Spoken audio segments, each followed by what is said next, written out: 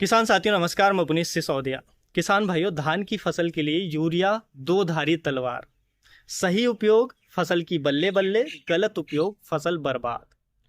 देखिए, अगर यूरिया की अति कहा कहते हैं कि यूरिया की अति फसल की उपज में भारी क्षति, और यूरिया की कमी तो फिर से फसल की उपज में भारी कमी।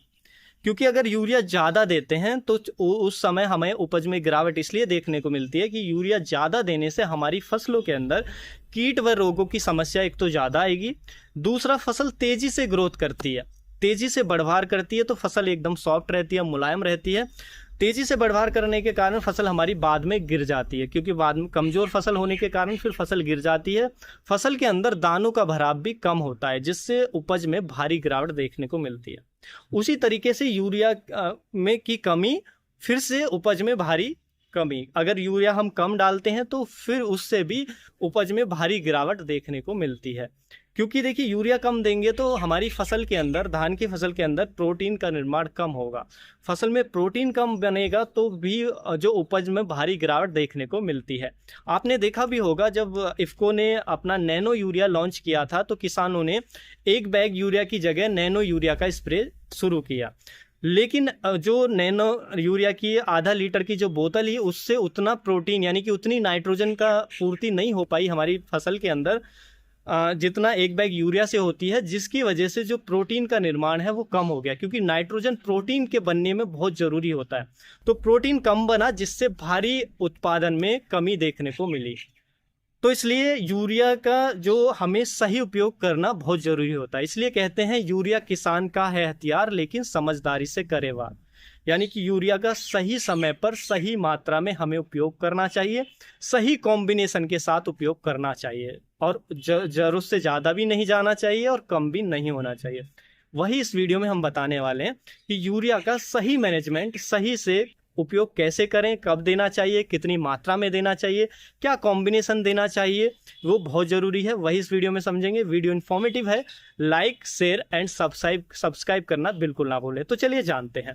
देखिए, सबसे पहले हम जानते हैं कि यूरिया कितना चाहिए। मान लीजिए आप 1 एकड़ का धान उगा रहे हैं, तो उसके लिए यूरिया कितना चाहिए डिपेंड करता है आप कौन सी वैरायटी उगा रहे हैं। मान लीजिए आप देसी वैरायटी उगा रहे हैं जो कम ड्यूरेशन की होती हैं, यानी कि जल्दी पककर तैयार हो जाती हैं, उत्पादन भी कम ही होता है, तो उनके लिए 70 किलोग्राम यूरिया पर्याप्त रहता है। लेकिन अगर हाइब्रिड वैरायटी हैं, ज़्यादा उत्पादन हमें दे रही हैं, ज़्यादा ड्यूरेशन की वैरायटी हैं, ज़्यादा दिन में पककर तैयार हो रही है, तो उसके लिए 100 किलोग्राम यूरिया कम से कम हमें चाहिए। तो 70 से 100 किलोग्राम यूरिया जो है हमारी धान की फसल को उगाने के लिए चाहिए। वो डिपेंड करेगा कौन सी वैरायटी आप उगा रहे हैं। अब देखिए, उस समय भी हम, अगर आप डीएपी का उपयोग कर रहे हैं तो डीएपी डालने से खेतों में, तो डीएपी के अंदर भी 18% नाइट्रोजन होता है। तो 9 किलोग्राम, मान लीजिए आपने एक बैग डाला डीएपी का, तो 9 केजी जो हमारा नाइट्रोजन है उसकी पूर्ति वहाँ से भी हो गई। 9 केजी नाइट्रोजन मतलब 19 से 20 किलोग्राम यूरिया के बराबर पूर्ति हो जाती है डीएपी से। तो हमें उतना कम कर देना चाहिए। और यदि आपने अपनी फसल के खेत के अंदर ढैंचा उगाया है, तो ढैंचा भी नाइट्रोजन की जरूरत को कम कर देता है, कम से कम 10 से %। तो हमें उस हिसाब से भी उसको कम कर सकते हैं। तो वो डिपेंड करेगा आपके खेत की सिचुएशन पे, आप क्या डाल रहे हैं, ढैंचा उगाया है नहीं उगाया। हम मान लेते हैं कि आपकी फसल को, हम एवरेज मान लेते हैं कि 80 किलोग्राम यूरिया चाहिए 1 एकड़ धान के लिए। हमने एक एवरेज आइडिया मान लिया। अब इसको कैसे कैसे आपको देना है। देखिए, सबसे पहला जो यूरिया आपको देना है वो देना है रोपाई के 7 से 10 दिन बाद। और देखिए, यूरिया जो हम देंगे वो देंगे 3 बार में डिवाइड करके, थोड़ा थोड़ा डिवाइड करके 3 बार में। क्योंकि किसान क्या करते हैं, एक बार में डाल देते हैं। एक बार में डालने से क्या नुकसान होता है, जब आप एक बार डालते हैं तो यूरिया तेजी से घुलता है और नाइट्रोजन हाईली सॉल्युबल होती है, सॉइल सॉल्यूशन में बहुत ज़्यादा आती है। और धान की फसल में तो हम वैसे भी पानी भरा रखते हैं, पानी फिर वो लीच होता है, नीचे ज़मीन में जाता है, तो उसके साथ नाइट्रोजन की ज़्यादा मात्रा ज़मीन में जाती है। तो एक साथ देने से लीच ज़्यादा हो जाता है और पौधे को कम मिल पाता है। तो ये हमें नुकसान देखने को मिलता है। तो इसलिए हमें 3 बार में देंगे, तो क्या है, हमारी फसल ज़्यादा से ज़्यादा उपयोग कर पाएगी, उसका मैक्सिमम हिस्सा उपयोग में होगा और उसका वेस्ट जो जाएगा वो बहुत कम जाएगा। तो इसलिए 3 बार में देने से रिजल्ट अच्छे आते हैं। तो हम उसे 3 बार में देंगे। तो पहला हम देंगे रोपाई के 7 से 10 दिन बाद। कितना देना है, टोटल यूरिया का बटे 4। यानी कि हम 80 किलोग्राम लेके चले हैं तो बटे 4 यानी कि 20 किलोग्राम हमें यूरिया रोपाई के 7 से 10 दिन बाद डाल देना है। देखिए इसके साथ और क्या मिक्स कर सकते हैं यूरिया के साथ, क्योंकि उस खाद को मिक्स करने से यूरिया के साथ उपज में काफ़ी ज़्यादा इजाफा देखने को मिला है और ये रिसर्च में साबित हुआ है, वो हम आगे बताएंगे। ये यूनिक जानकारी हम आपको एंड में देंगे। तो एक बार हमने वो डाल दिया बटे 4 यानी कि टोटल यूरिया का बटे 4 7 से 10 दिन बाद।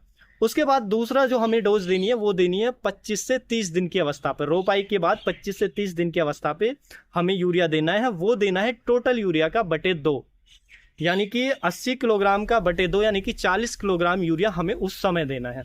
अब देखिए हम इस समय सबसे ज़्यादा डोज क्यों दे रहे हैं, 25 से 30 दिन की अवस्था पे यूरिया की सबसे ज़्यादा डोज दे रहे हैं 40 किलोग्राम क्यों दे रहे हैं, क्योंकि देखिए ये जो अवस्था होती है फसल की वेजिटेटिव स्टेज की अवस्था होती है। इस समय फसल की ओवरऑल ग्रोथ हो रही होती है, तो इस समय नाइट्रोजन की सबसे ज़्यादा जरूरत होती है। तो इसलिए हमने 40 किलोग्राम जो नाइट्रोजन है इस समय डाला है। अब देखिए इसी समय पर वेजिटेटिव स्टेज में ही अगर आप कोई भी जैसे जिंक सल्फेट दे रहे हैं तो वो इसके साथ मिक्स कर सकते हैं, या कोई भी और जैसे आप कोई टॉनिक देने हैं तो वो इसके साथ मिक्स कर सकते हैं। माइक्रोन्यूट्रेंट कोई डाल रहे हैं सागरिका वगैरह तो इसके साथ मिक्स कर लें धान के लिए, या कोई भी पीजीआर डाल रहे हैं जैसे ट्राइकोंटानॉल तो इसके साथ मिक्स कर लें। यानी कि वेजिटेटिव स्टेज में यूरिया के साथ उसको डालना है, क्योंकि वो वही स्टेज है जिसमें ज़्यादा जरूरत होती है और अच्छे रिजल्ट मिलते हैं किसी भी टॉनिक के, माइक्रोन्यूट्रेंट के, जिंक सल्फेट के। तो इस समय आप डालकर दे सकते हैं जो भी आप डालना चाहें। लेकिन हम यहाँ पे यूरिया की बात करें तो दूसरी डोज हमने इस समय देगी। अब तीसरा जो हमें यूरिया का एप्लीकेशन करना है, ब्रॉडकास्टिंग करनी है यूरिया की धान की फसल के अंदर, वो करनी है 50 से 60 दिन की अवस्था पर, यानी कि रोपाई के 50 से 60 दिन बाद वो देना है फिर से टोटल यूरिया का बटे 4, क्योंकि अब हमारे पास 20 किलो यूरिया ही बचा, वो उस समय डाल देना है। तो इस तरीके से यूरिया देंगे तो बहुत अच्छे रिजल्ट आपको देखने को मिलेंगे। अब देखिए यूरिया के साथ हम क्या डाल सकते हैं, जैसा मैंने शुरू में बताया कि अभी कि हम यूरिया के साथ ये खाद देने से काफ़ी अच्छे रिजल्ट आते हैं, वो है पोटेशियम।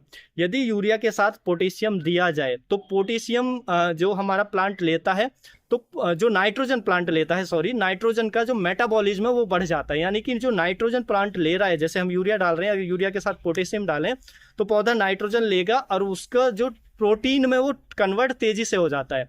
यानी कि लेने के बाद बहुत तेजी से वो प्रोटीन में कन्वर्ट हो जाता है, क्योंकि जो पोटेशियम होता है वो एंजाइम एक्टिविटी को बढ़ाता है प्लांट के अंदर। तो वो उसका तेजी से जब प्रोटीन में कन्वर्ट होगा तो कीट व रोगों की समस्या भी कम आएगी और हमारी फसल में उत्पादन में इजाफा देखने को मिला है, ये रिसर्च में साबित हुआ है।